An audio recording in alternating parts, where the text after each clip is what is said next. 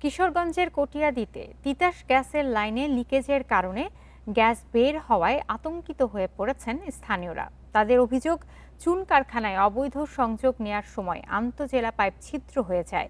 এতে বড় দুর্ঘটনার শঙ্কা এলাকাবাসীর। দ্রুত পাইপ মেরামত ও দায়ী কর্মকর্তাদের বিরুদ্ধে ব্যবস্থা নেওয়ার আশ্বাস তিতাস কর্তৃপক্ষের। এ নিয়ে আরও জানাতে সেখান থেকে যুক্ত হচ্ছেন সহকর্মী শাহজাহান সাজু। সাজু, জানাবেন, এই যে অভিযোগ উঠেছে অবৈধ সংযোগের কারণে গ্যাস লিকেজ হচ্ছে, সেক্ষেত্রে তিতাস কর্তৃপক্ষ কি বলছেন এবং এই যে লিকেজ হচ্ছে সেটা নিরসনে কোনো পদক্ষেপ কি নিয়েছেন কিনা তারা? দেখুন, এই যে লিকেজ হওয়ার পর তিতাস কর্তৃপক্ষ খুব চেষ্টা করছেন এই লিকেজ সারানোর জন্য, কিন্তু এটা আসলে হয়ে উঠছে না। কারণ এখন নদীতে একেবারে উত্তাল পানি, উত্তাল ঢেউ।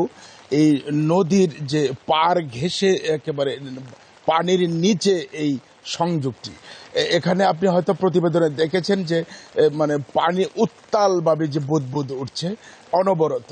আর এখন এই গ্যাসের যে প্রেসার, এটা যদি কেন্দ্রীয়ভাবে কমিয়ে দেওয়া হয় তাহলে পাইপ দিয়ে পানি ঢুকবে। আর এই পাইপটিকে আসলে শুকনোতেও পাওয়া যাচ্ছে না, চেষ্টা করা হচ্ছে সর্বোচ্চ। আমরা দেখলাম যে তিতাস কর্তৃপক্ষ চেষ্টা করছে, কিন্তু তিতাস কর্তৃপক্ষ আমাদেরকে যে বিষয়টা জানিয়েছে, যারা এখানে রয়েছে কাজ করছেন যান্ত্রিকভাবে, তারা বলছেন যে পানির জন্যে আমরা আসলে সুবিধা করতে পারছি না। তবে আমরা চেষ্টা চালিয়ে যাচ্ছি, তবে খুব সহজে এটা মানে আপনার মেরামত হবে বলে এটা আমাদের মনে হচ্ছে না। এটার প্রভাবে এই কিশোরগঞ্জ জেলা শহরে 3 দিন গ্যাস থাকবে না, যেটা আজ থেকে শুরু হয়েছে। গতকাল দুপুর থেকেই গ্যাস ছিল না বললেই চলে, আজকে থেকে পুরোপুরি নেই।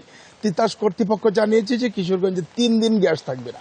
কিশোরগঞ্জের মানুষজন আসলে যারা বাসাবাড়িতে আছেন শহরে, সবাই খুব বেকায়দা আছেন। মানে খাওয়া দাওয়া পর্যন্ত বন্ধ হয়ে যাচ্ছে, এরকম অবস্থা, যেটা আরো 3 দিন পোহাতে হবে। মানে আগামী বৃহস্পতিবার পর্যন্ত ওই তিতাস কর্তৃপক্ষ বলছেন যে এটা মূল লাইন নরসিংদী থেকে কিশোরগঞ্জ জেলা শহরে যে ঢুকেছে, এই মূল লাইন ছিদ্রটা কিভাবে হলো সেটার বিষয় যদি একটু বলি। এখানে এই নদীর পাড়ে চুনা পাথর মানে এনে চুন কারখানা করার জন্য সুনামগঞ্জের এক ভদ্রলোক, তিনি এখানে জায়গা ভাড়া নিয়েছেন একটা জঙ্গলের ভিতরে, যেখানে বাণিজ্যিক এলাকা তো দূরের কথা, আশেপাশে আবাসিক এলাকা পর্যন্ত নেই।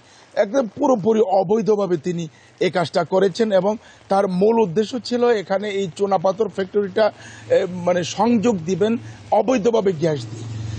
যেখানে বৈধ গ্যাসের ব্যবস্থাও নেই, সেখানে তিনি মূল লাইন থেকে অবৈধভাবে দিবেন। এবং স্থানীয়রা যে বিষয়টা বলছেন যে এখানে রাতে যেদিন চেষ্টা করা হয়েছিল এই সংযোগটি দেওয়ার জন্য, এদিন অফিসের লোকজন এসেছিল, তিতাসের লোকজন।